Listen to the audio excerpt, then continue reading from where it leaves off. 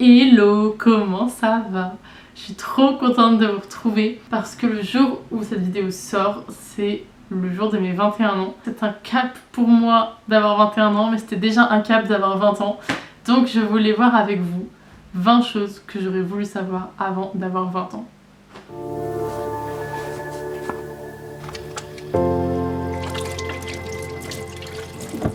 Alors, première chose à savoir, c'est que c'est dur de vivre seul, mais tu vas pas forcément moins galérer à vivre en coloc ou en couple, parce qu'en fait c'est dur aussi de vivre à plusieurs.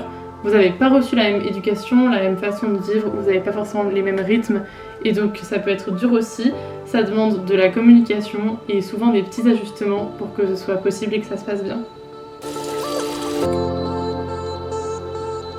Ok, deuxième chose, la vraie beauté des gens, c'est leur confiance en eux et leur ouverture vers les autres. Le sourire, la confiance en soi, c'est super important. Ça se travaille, mais c'est possible. Et tu verras que les gens que tu trouves vraiment beaux, en général, c'est parce qu'ils ont cette ouverture, ils ont cette confiance en soi. Et c'est ça qu'il faut travailler avant tout, avant de vouloir avoir des cheveux soyeux et une peau toute belle sans imperfection.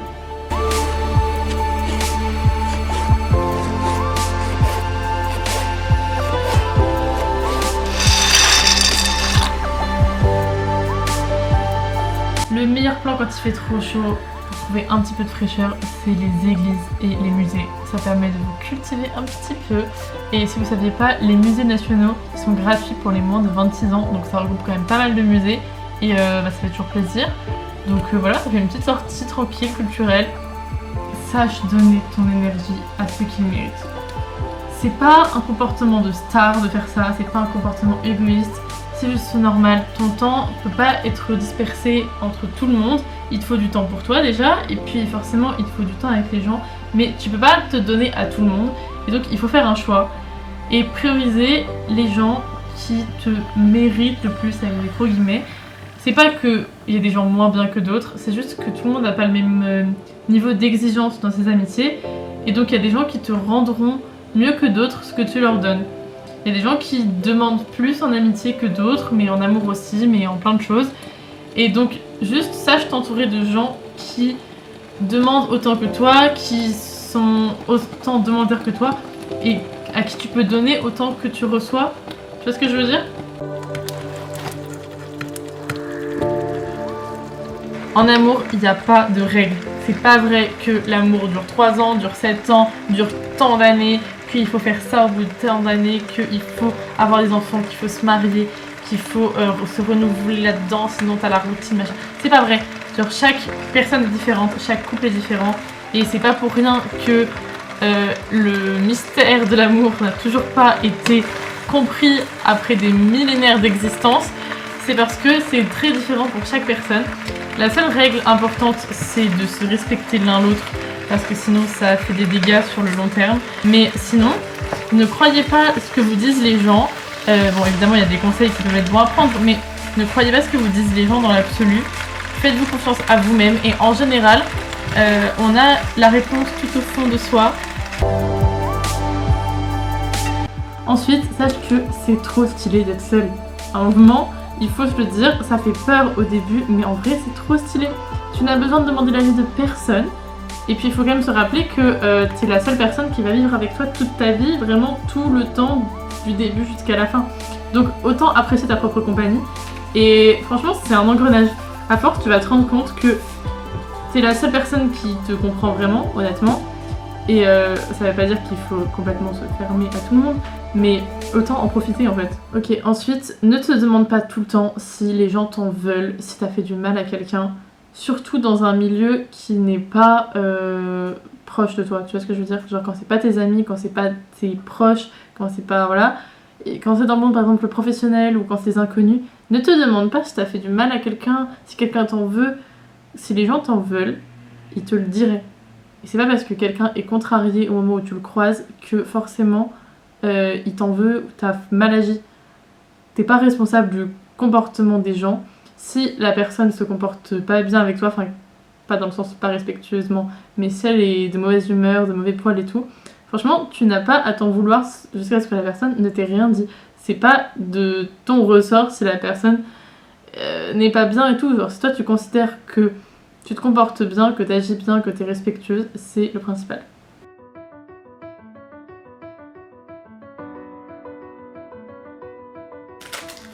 Je mange un Babybel comme les enfants parce que je ne veux pas admettre que je vais avoir 21 ans. Autre chose, achète tes tickets de transport. Ça paraît obvious peut-être pour certaines personnes, mais il y a vraiment une période quand j'avais genre 16-17 ans, c'était presque une règle de vie de ne pas acheter ses tickets de transport. J'étais une vraie connasse, je sais. Mais franchement, la vie m'a bien rattrapée, puisque vraiment je pense qu'en un mois, je me suis pris toutes les amendes possibles. Et du coup, depuis, j'achète mes tickets de transport. Ça fait partie des choses que je me suis notée à un certain moment de ma vie, de me rappeler de ne pas être dans l'illégalité. C'était la seule chose pour laquelle j'étais dans l'illégalité. Mais bref, d'acheter mes tickets de transport parce qu'un jour ou l'autre, le karma va te rattraper, ma belle. Si tu es triste, anxieux, stressé, en colère, mal à l'aise, gêné ou juste vide, même si tu connais pas la raison, même si tu sais pas pourquoi, même si tu sais pas comment régler ça, et bah franchement, va voir un psy. Mais vraiment, genre, c'est pas pour les fous déjà, c'est pour tout le monde quand ça va pas trop, et même quand ça va bien, c'est pas un drame d'aller voir un psy. Ça coûte un peu cher, c'est vrai, mais franchement, c'est un investissement pour aller mieux sur le long terme.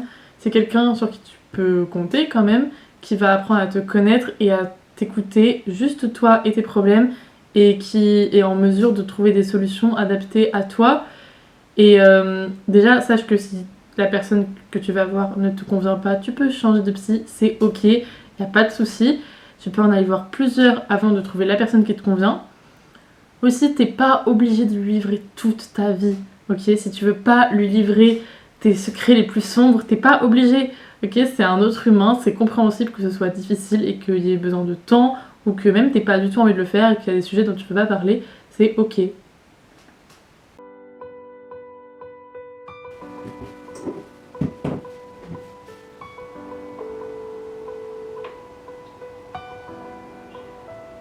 Coucou.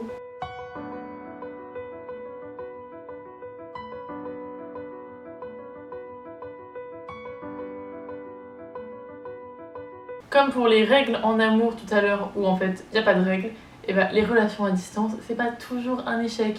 Voilà, on a souvent un a priori très négatif sur les relations à distance, et parfois ça marche. Voilà, c'est pas forcément voué à l'échec, parfois ça donne des très belles histoires. C'est sûr que c'est une autre façon de vivre son amour, mais ça peut très bien se passer.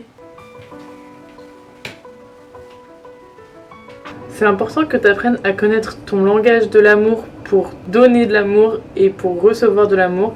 C'est pas toujours le même et ça te permet de te comprendre, de savoir comment tu vas pouvoir démontrer aux gens autour de toi que tu les aimes. Et puis peut-être aussi d'essayer de comprendre comment les gens autour de toi fonctionnent, quels sont leurs langages de l'amour. Ça va te permettre de comprendre les gens autour de toi et de te sentir aimé dans des situations qui toi te paraissent banales mais qui sont pour eux leur démonstration d'amour. Franchement, maquille-toi les yeux quand t'as les cheveux sales. Ça attire l'attention sur autre chose que tes cheveux. Donc quand t'es un petit peu gêné, complexé parce que tes cheveux sont pas propres et que t'as pas pu les laver, et écoute, maquille-toi les yeux et au moins ça attire, c'est exactement la même chose que ce que je viens de dire tout à l'heure. Aussi, passe du temps en famille. Franchement, c'est les seules personnes qui sont là avec toi depuis le début. Enfin, en théorie, en tout cas, je te le souhaite. Il faut en profiter en fait, parce que eux, c'est des gens qui t'entourent, qui t'aiment en principe et qui te connaissent bien. Et donc, c'est important de profiter d'eux au maximum. Et c'est des relations qui s'entretiennent et qui doivent vraiment s'alimenter. Même si c'est des liens du sang, ça doit s'entretenir autant que les relations amicales ou amoureuses que tu te construis par la suite.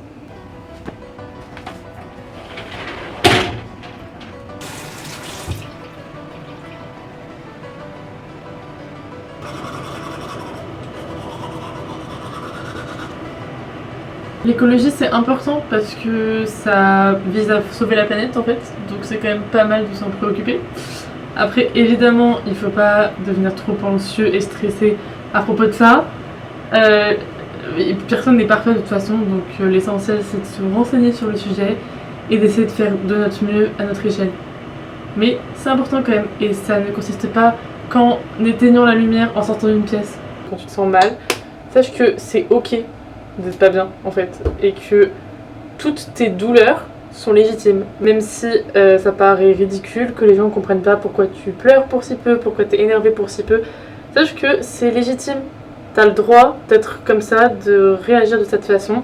Évidemment, il faut essayer de blesser le moins possible les gens autour de toi, mais tu as le droit de réagir. Si ça te fait trop mal et que c'est trop handicapant dans la vie, eh ben, il faut peut-être s'en préoccuper et chercher à comprendre pourquoi, peut-être aller voir un psychologue, mais tout le monde est unique, tout le monde a ses façons de faire et tu es toujours légitime, t'es pas trop bizarre, t'es pas trop sensible, trop émotif, trop je ne sais quoi, tu es toi et c'est normal en fait.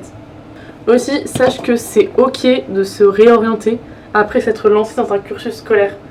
Ça arrive à tellement de monde, genre vraiment, il y a beaucoup de gens qui font une année de quelque chose, ça leur plaît pas, ils changent, ou parfois 2 ans, 3 ans. C'est des choses qui arrivent en fait. Tu peux aussi comprendre qui tu es et ce que tu veux en faisant quelques erreurs. Et c'est ok. Et vraiment, tu verras que dans les études supérieures, tout le monde s'en fout de si t'as 1 an de plus, 1 an de moins, 2 ans de plus, 2 ans de moins. Genre vraiment, ça compte très peu. Tu vas côtoyer de plus en plus de gens qui sont pas nés la même année que toi. Et vraiment, c'est ok quoi. Il n'y a pas de stress.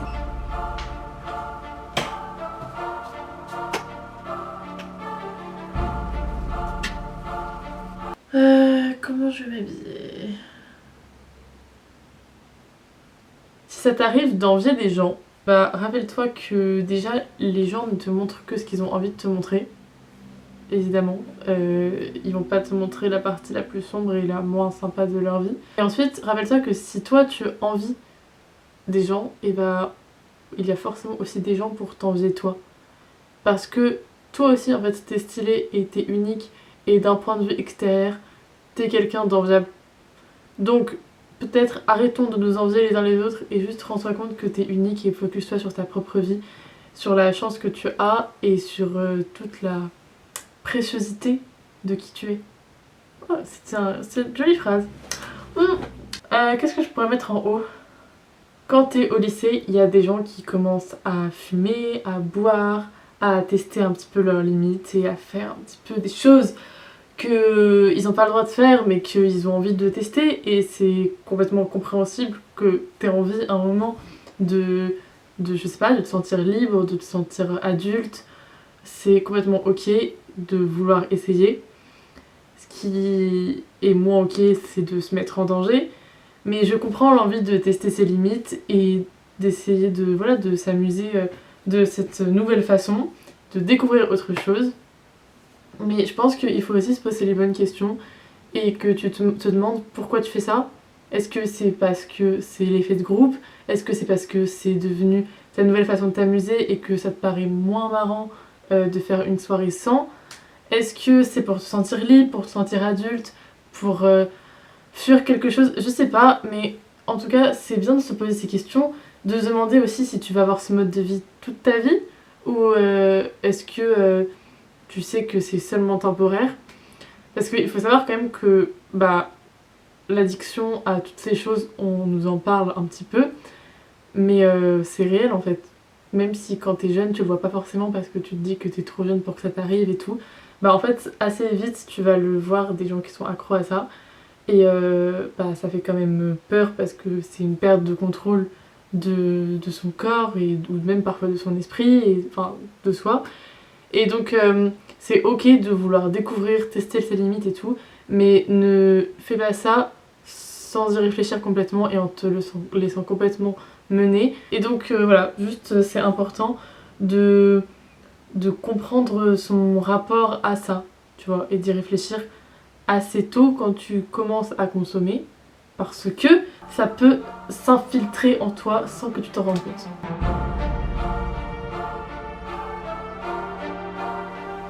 Enfin, dernier point, dernier petit conseil que cette fois je n'aurais pas voulu savoir plus tôt, c'est-à-dire quand j'avais, je sais pas, 15, 16, 17 ans. Là ça va être un conseil pour moi actuel, pour plus tard, pour voir la vie positivement, c'est d'accepter qu'il n'y a pas en fait de bel âge qu'il faut apprécier son enfance, son adolescence, parce que ça passe vite, mais qu'après, en fait, la vie reste tout aussi belle dans la vingtaine, dans la trentaine, dans la quarantaine, et encore plus, on espère. Et il faut pas avoir peur d'avoir 20 ans. Je sais que j'ai eu super peur d'avoir 20 ans. Et là, j'ai encore du mal à me dire que je vais avoir 21 ans. Alors que c'est super bête d'avoir peur de vieillir. Enfin, au contraire, normalement, c'est la beauté de la vie, tu vois, de vieillir. Enfin, je devrais être contente de prendre 1 an chaque année. Ça veut dire que je suis toujours là et que je peux en profiter et que j'ai la santé. J'espère que vous avez kiffé cette vidéo. Je vous fais de très très gros bisous. Moi, je vais aller me coucher. Abonnez-vous, surtout parce que j'ai remarqué qu'il y a beaucoup de gens qui regardent ces vidéos qui ne sont pas abonnés. Donc abonnez-vous. Je vous fais plein de bisous et je vous dis à très très bientôt.